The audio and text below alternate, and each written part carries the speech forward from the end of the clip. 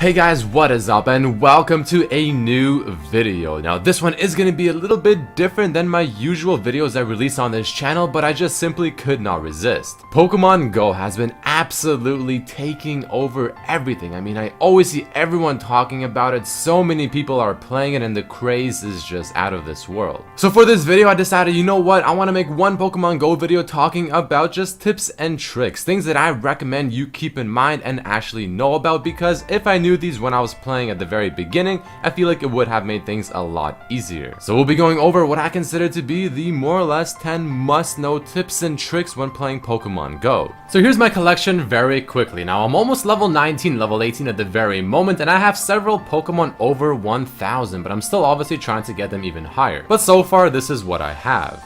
Obviously not the best Pokemon collection in the entire world, nor the highest level, but I have been spending a lot of time playing Pokemon Go, finding stuff about this myself, researching about a lot of things online as well, and I hope this video will prove to be useful. So let's get right into the very first thing I want to talk about, and this one is going to be more or less a very general thing to keep in mind. Now I highly recommend trying to catch as many Pokemon as you can, even when you see those Pidgeys or those Weedles or the Caterpies or even the Drowsies, catch them all, because usually getting Pokeballs isn't the hardest thing in the entire world. I have found several areas around where I live, maybe a 5 or 10 or even 15-minute drive or even bus, where there's a lot of Pokestops. I mean, you just make one route and you can keep farming them over and over and over. So getting Pokeballs really should not be a problem, and catching as many Pokemon as possible will give you as much candy as possible, which will work for something I have a bit later on into this video. You'll get a lot of experience because honestly trainer level is pretty much everything in this game. And for Pokestops, they do refresh every 5 minutes or so. So I mean, you can easily make one route around some area with a decent amount of Pokestops, and you can probably farm that out for maybe 30 minutes or so and you'll be good to go for a long time.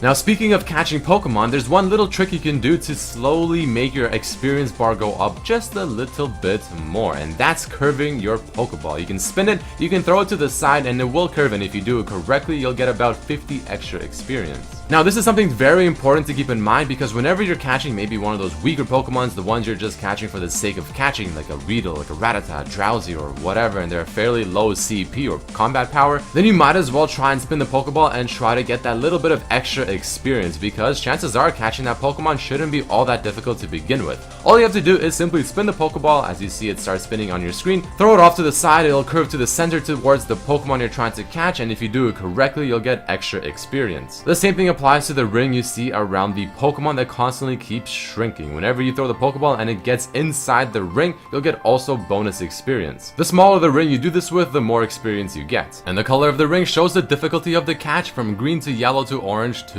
red. So be careful of the higher ones. Now whenever you're actually trying to find Pokemon or trying to stalk them out, the footprints at the very bottom right obviously do mean something. Whenever you see a Pokemon with 3 steps, that means it is relatively close to where you currently are, and if you walk the right direction for maybe a few minutes, then it'll slowly start getting closer and the footprints will decrease down to 2, down to 1 when you're very close to it, and if it's right around you but it hasn't loaded yet, it'll have 0 footprints. And if you ever see a Pokemon you're trying to find with 0 footprints, essentially you want to just stand still, wait maybe a couple of seconds, and it'll probably appear. But another thing that's very important to remember that I feel like a lot of people might not know about is when you open up that nearby Pokemon list, if they're all, for example, at 3 footprints, the order of the Pokemon in which they're listed is actually important, because the one that's listed at the very top left is actually the closest to your current location, while the one at the very bottom right is the farthest. And this can greatly help your potential to find a Pokemon when they're all listed as 3 footprints, because it does make things a little bit more difficult and awkward.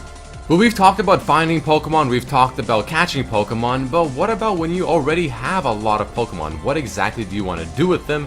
One of the main things is to use your Stardust and level them up. But I feel like a lot of people will sort of waste their Stardust, especially at the lower ranks. Now, you don't want to waste Stardust because it is very valuable later on into the game, because this is the primary way to actually level up the CP of your Pokemon. For instance, at the very beginning with low level CP Pokemons, yeah, it's gonna not really cost all that much Stardust, but for me currently to level up a lot of my higher level Pokemons, it'll cost me anywhere from 1000 to almost 2000 Stardust per level. So my really huge huge recommendation or tip right here is don't waste your Stardust early on. Wait till you're higher trainer level, maybe 10 or plus. Wait till you can start catching those higher CP Pokemon in the wild, and then once you get those higher ones, that's when you want to start considering using your Stardust. Only use Stardust on Pokemon you actually care about, the ones you'll be using to take over gyms and essentially your main roster. Don't waste it too much on other Pokemon, ones that you barely will use. But speaking of higher CP Pokemon, like I just said, trainer level is, in my honest opinion, everything in this game. The higher the trainer level you are, the higher the chance you have to get better Pokemon, whether it's finding higher CP Pokemon in the wild, or being actually able to level up your Pokemon to a higher CP level to begin with, because yes, you can only level Pokemon to a certain amount of CP based on your trainer level. If you're level 8,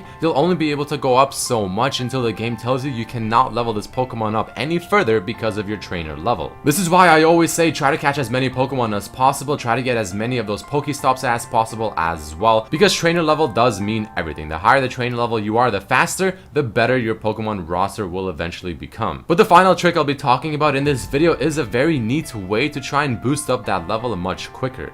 Whenever you evolve a Pokemon, usually is for one of two reasons. The first of which being, yeah, this is a Pokemon you care about, this is something you want to evolve, and you want to train, make a higher CP level, and essentially make one of your main roster Pokemon. The other reason is simply for experience, which again I'll talk about as the last tip in this video. Now, whenever you're considering to level up a Pokemon, you always want to look at the little bar right above the actual Pokemon when you look at its statistics. This is extremely important because it usually does take a fair number of candies to level up the Pokemon, and if you don't have enough because you didn't catch enough of that single Pokemon, then it can be a little bit difficult of a choice to make. But in general, you want to look at it this way. Is this a Pokemon you care about? Okay, now look at the bar on top of the Pokemon. Is it near the end? Is the half circle at the very end of what it can be, or is it at least somewhat close? Because whenever you do evolve the Pokemon, your evolved Pokemon will maintain this little bit of a curve on this little half circle. So if you evolve your Pidgeotto to a Pidgeot and the CP on the Pidgeotto was not very high and the curve on it was pretty much near the beginning, your Pidgeot is going to be quite low level and it's going to be a little bit difficult to level them up further. So you usually want to wait till you catch a Pokemon that you want to level up in the wild that's a fairly high CP level, maybe boosted a couple of times yourself, and then evolve it and you'll be very thankful. Next up, let's talk a little bit about the gym battles, because this is definitely one of the main things about Pokemon. I mean, this is pretty much what you're catching and leveling up your Pokemon to do, to destroy other gyms from other teams and have your Pokemon be chilling at the very top and looking all epic. It's a very feels good moment whenever you have your Pokemon as the highest level in the gym. You are essentially the gym leader and everyone sees it and tries to take it down. But whenever you're trying to take down gyms, whether it's an enemy gym or to prestige your own team's gym, the best way to battle is just to spam your attack on the Pokemon as fast as possible. Dodging hasn't really seemed to be all that useful. It kind of seems like a waste of time. You just want to attack as fast as possible, use your special abilities as well, and obviously try to use Pokemon against other Pokemon that will be super effective. But if you're chilling with your friends, hunting Pokemon and also taking over gyms, you can all fight the gym together. I'm not sure up to how many people, but let's say you had 3 friends, all of you can go in, fight the same gym together, but keep in mind that all of you will be taking damage together as well. The damage is shared. But the benefit to this is the fact that you will be doing essentially 4 times the damage to the Pokemon you're fighting, so clearly it'll make things much easier.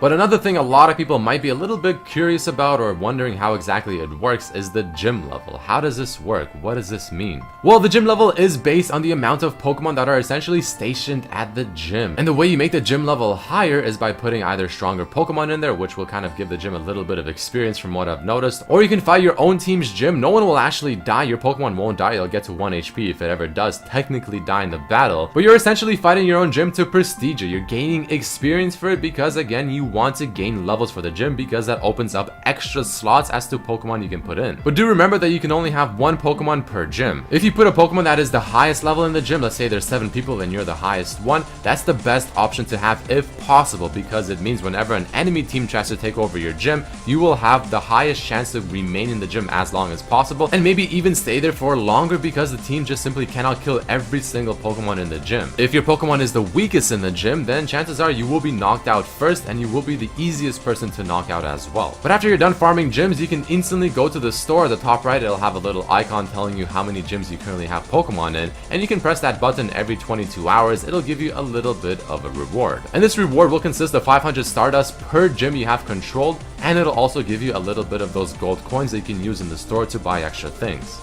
Next, let's very quickly talk about those eggs, because these eggs are very important. They're something that you should always have hatching because you get free experience, you get free Stardust, free candy, and free Pokemon. There are several ways to hatch eggs. I mean, you have to have your app open at all times, first of all, but you can either just simply walk around, maybe bike, attach your phone to your dog and let it run around as well. You can even hatch them and stack up the kilometers in your car as long as you're going maybe 30 kilometers or less. But the best thing about the eggs is that it can give you Pokemon and you can get a lot of candy for that specific Pokemon you just hatched, which is extremely useful. But here very quickly is a chart as to what Pokemon so far we know you can get from all the 3 different eggs, the 2km, the 5km, and the 10km. And the final tip of this video that I want to talk to you guys about is a very important one. This is one of the best ways to level up other than just spam catching Pokemon. So I'm sure most of you have seen those lucky eggs in your inventory that give you double experience for 30 minutes. Now these are very useful, make sure not to waste them. And here's the best way to use them as well to get maximum experience. You want to catch as many Pidgeys, Weedles, and Caterpies as possible because these are the Pokemon that only require 12 candy to level up or to evolve. This is extremely important because as far as I know, it doesn't matter which Pokemon you're evolving, they all give the same experience, being 500, but if you have the egg on, that's 1000. So you stack up on these Pokemon, activate the egg, and you start evolving every single one as long as you have enough candy, and then you get a ridiculous amount of experience. And make sure to transfer all of your low-level Pidgeys or Pidgeotos for extra candy because you get 1 candy per Pokemon you transfer for that type of Pokemon, which you can also use to evolve another Pidgey after that. But even better, you can do this while you're about to hatch some eggs, especially if you haven't really discovered a lot of Pokemon just yet from the eggs themselves, because again, hatching an egg will give you experience. If you find a Pokemon from the egg you haven't found yet, that'll be even more experience, and then you double everything, and that's gonna be quite a bit. But that's probably the best ways, or one of the best ways to use your lucky eggs to hatch. Again, you can also do this while walking around maybe some Pokestops because those also give experience. But there you guys have it, my 10 must-know tips and tricks when playing Pokemon Go. I do hope that these were informative or useful and that maybe you have learned something new. If you did enjoy this random Pokemon video on my channel, then let me know by hitting that like button. If you found it useful or informative, then let me know as well. Make sure to share this with your friends, subscribe if you haven't, check out my other videos as well that are League of Legends. But I truly thank each and every one of you for watching, and I hope to see you for my next video. Peace.